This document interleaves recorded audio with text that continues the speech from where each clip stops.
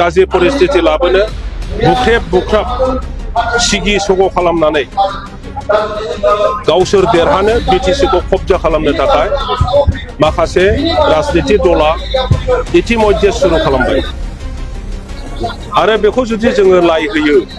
अब्ला आरोबाव बिटिसिआव जातिगत दलगत एरियागत लानानै गोबां दावराव दावसि जागोन आरो बे परिस्थितिया बे सा लेभेलाव थाबथायाब्लानो गोबां जोङो लुबैयै गोदोनि बायदि परिस्थिति लाबोफिनगोन गावजों गाव नासयलायनाय बर' अना बर' अखमिया अना अखमिया आदिबासि अना आदिबासि नेपालिया अना नेपालि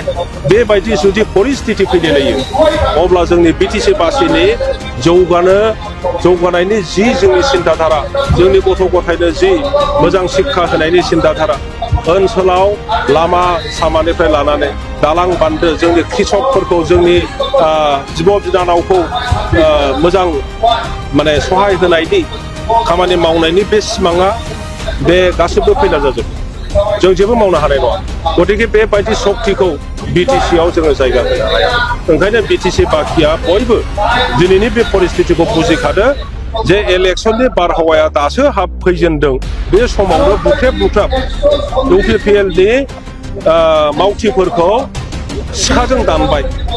गाबोन मा खालायगोन गतिके